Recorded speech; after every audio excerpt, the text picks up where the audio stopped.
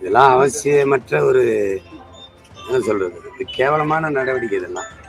அவங்க இதே வழக்குக்கு ஏற்கனவே 3 மணி நேரம் விசாரிச்சு எல்லாத்தையும் பதிவு பண்ணிக்கிட்டாங்க.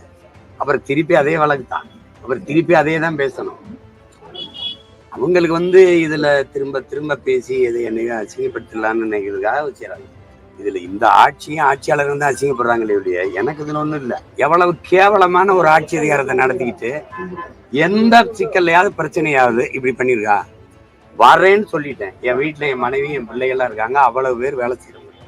நான் இந்த கிருஷ்ணகிரியில தான் இருக்கிறாங்கன்னு இங்க பாதுகாப்பு காவலருக்கு தெரியும், அங்க இருக்கிறவங்க தெரியும். என் வீட்டுல போய் ஏன் ஓட்டுற சேட்டை நீ ஒட்டிட்டு போன பிறகு என் வீட்டு கதவுல இருக்கிறது அங்க வேலை என் தம்பி ஒருத்தர் கிழிச்சிருப்பாரு. அதுல என்ன பிரச்சனை? நீங்க இது ஒண்ணு நான் தான் வருவேன்னா வருவேன்ல. ஏற்கனவே உங்களுக்கு முன்னாடி நீங்க விசாரிச்சதுக்கு பதில் சொன்னவன் தானே நான். வராம போயிடுவேன்னா இவ்வளவு பெரிய வேலை செய்யறவன் இல்ல உங்களை மாதிரி பயந்து ஓடி ஓடிக்கிற கோலைகளா? இல்ல நான் தான் வருவேன்னு சொன்னேன். அப்புறம் ஏன் இந்த வேலையை செய்றீங்க நீங்க? இதனால நான் அசிங்கப்பட்டுருன்னு நினைக்கிறீங்களா இல்ல நீங்க அசிங்கப்படுறீங்களா? இதை பாக்குறவங்க முடிவு பண்ணிட்டோம். எங்கே போறேன்னு இங்கதான் இருக்கேன். வர்றேன்னு சொன்னேன். நாளைக்கு இல்லை நாளை மறுநாள் வருவேன். நாளைக்கே வந்தானு வர முடியாது. என்ன பண்ணுவேன்? என்ன பண்ணுவேன்? நீ திருப்பி வைப்ப, நீ அதையே தான் பேசுவேன். என்னை சமாளிக்க முடியலன்னா அந்த அம்மாவை குச்சி நிறுத்திடுவாங்க. இப்ப பெரியார் வாங்கின அடியில இவங்களுக்கு என்ன பண்றதுன்னு தெரியல, என்னை எப்படி சமாளிக்கன்னு தெரியாம மறுபடியும் இந்த பொம்பளை குச்சி அது நான் தான் வழக்கு போட்டேன். இது ஒண்ணுமில்லாத வழக்கு, இதை அழிச்சு விடுங்கன்ட்டு. அங்க இருந்த ஒரு மகான் அவர் இதுல இல்ல விசாரிக்க வேண்டும், விசாரிச்சுட்டுல தீர்ப்பு எழுதணும். ஆனா நாளை காலை 11 மணிக்கு நீங்க வளசரவாக்கல் காவல் நிலையத்துல ஆஜராகணும்னு சொல்லி உங்க வீட்டுல 11 கண்டிஷன்ஸ் உடைய சம்மன் ஒட்டப்பட்டிருக்கு. ஒட்டப்பட்ட சம்மனை சில வினாடிகள்லயே கிழித்ததாக ஒரு குற்றச்சாட்டு. அதன் பேரில உங்க காவலர், உங்க வீட்டில் இருந்த காவலர்கள் அதை கிழித்தாருன்னு சொல்லி போலீசார் அவரை கைது செஞ்சு கொடுத்திருக்காங்க. உங்களுடைய இதெல்லாம் அவசியமற்ற ஒரு என்ன சொல்றது, இது கேவலமான நடவடிக்கை இதெல்லாம். அவங்க இதே வழக்குக்கு ஏற்கனவே 3 மணி நேரம் விசாரிச்சு எல்லாத்தையும் பதிவு பண்ணிக்கிட்டாங்க. அப்புறம் திருப்பி அதே வழக்கு தான், அப்புறம் திருப்பி அதே தான் பேசணும். அவங்களுக்கு இதுல திரும்ப திரும்ப பேசி எது என்னையும் அசிங்கப்படுத்தலான்னு நினைக்கிறதுக்காக வச்சுறாங்க. இதுல இந்த ஆட்சியும் ஆட்சியாளர் அசிங்கப்படுறாங்களே இல்லையா, எனக்கு இதுல ஒண்ணும் இல்லை.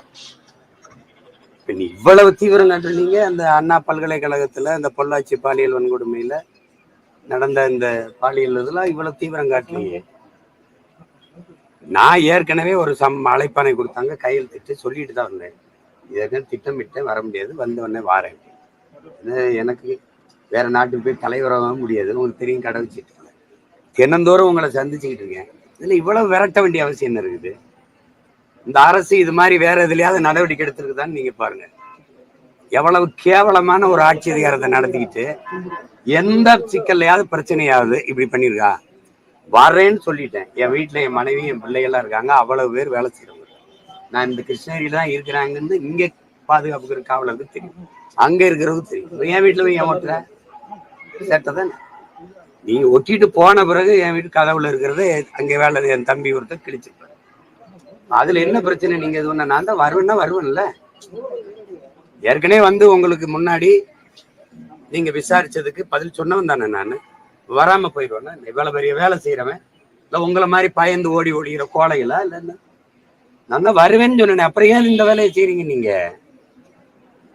இதனால நான் அசிங்கப்பட்டு நினைக்கிறீங்களா இல்ல நீங்க அசிங்கப்படுறீங்களா? இதை பாக்குறவங்க முடிவு பண்ணிட்டோம். எங்கே போறேன்னு இங்கதான் இருக்கேன். வர்றேன்னு சொன்னேன். நாளைக்கு இல்லை நாளை மறுநாள் வருவேன். நாளைக்கே வந்தானு வர முடியாது. என்ன பண்ணுவேன்? என்ன பண்ணுவேன்? நீ திருப்பி வைப்ப, நீ அதையே தான் பேசுவேன். நீ சம்பந்தப்பட்ட அந்த பொம்பளையை கூட்டிட்டு அங்க உட்கார வை, என்னை உட்கார விசாரி. நீ அங்க ஒண்ணு பேசிட்டு வருவ, அப்புறம் திருப்பி கூட்டிடுவீங்க. எத்தனை நாளைக்கு? 15 வருஷமா இதே நாடகமா? என்னது இதுல என்ன நீ சொல்ல? மக்களுக்கு முன்னாடி இந்த அரசு சொல்ல விரும்புறது என்ன செய்ய நினைக்குது சொல்லுங்க. நான் திருப்பி நீங்க முதல்ல விசாரிச்ச அதே தான் திருப்பி அதே தான் சொல்லுவேன். விசாரிக்கவே இல்லை, நீங்களே முடிவு பண்ணிக்கிறீங்க இதுதான் நடந்திருக்குது, இது போயிருக்குது. இது எந்த மாதிரியான தீர்ப்புகள், எந்த மாதிரியான விசாரணைகள்? என்ன செய்யணும்னு நினைக்கிறீங்க? நீங்க ஏதுன்னு செய்ய முடியாது. சும்மா இப்படி போட்டு இப்படி அசிங்கப்படுத்தி நீங்க இவ்வளவு நேரம் ஒரு கேள்வி கேட்க நான் ஒரு பதில் சொல்ல, இது மாதிரிதான் செய்யலாம். இதுக்கெல்லாம் அஞ்சுறவனோ இதுக்கெல்லாம் இதுக்கு என்ன சொல்றது, இதுக்கு பயந்து ஓடுற அளவு நான் கிடையாது. வருவேன். நாளைக்கு 11 மணிக்கு தான் வந்தாகணும், வர முடியாது. உன்னால முடிஞ்சது பாரு. குறிப்பா இந்த வழக்கு நீண்ட காலமா நடக்கக்கூடிய வழக்கு. ஒண்ணு வழக்கு இல்லைங்க, வழக்க நான் தான் போட்டேன். இருங்க, வழக்கு இல்லது, சும்மா அவ்வப்போது அவதூறா ஒரு புகார். அந்த அம்மா திமுக ஆட்சிக்கு வரும்போது வரும். அம்மையார் ஜெயலலிதா 10 ஆண்டுகள் ஐயா எடப்பாடி எல்லாம் ஆட்சியில் இருந்தபோது ஏன் வரல? இவங்க வரும்போது வருவாங்க, குறிப்பா தேர்தல் வரும்போது வரும். என்னை சமாளிக்க முடியலன்னா அந்த அம்மாவை குட்டி வந்து நிறுத்திடுவாங்க. இப்ப பெரியார் வாங்கின அடியில இவங்களுக்கு என்ன பண்றதுன்னு தெரியல, என்னை எப்படி சமாளிக்கன்னு தெரியாம மறுபடியும் இந்த பொம்பளை குட்டி வந்து, அது நான் தான் வழக்கு போட்டேன், இது ஒண்ணும் இல்லாத வழக்கு, இதை அழிச்சு விடுங்கன்ட்டு. அங்க இருந்த ஒரு மகான் அவர் வந்து இதுல வந்து இல்லை விசாரிக்க வேண்டும், விசாரிச்சுட்டுல தீர்ப்பு எழுதணும்.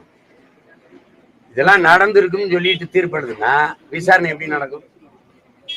எந்த மாதிரி நாடு, எந்த மாதிரி சட்டங்கள், எந்த மாதிரி மன்றங்கள், எந்த மாதிரி நீதிகள்ங்கிறத நீங்க தான் பார்க்கணும், விசாரிக்கணும். விசாரிச்சு அவங்க தரப்புல கொடுக்குற புகார், கொடுத்துருக்க குற்றச்சாட்டுகளுக்கு சான்று கேட்கணும்.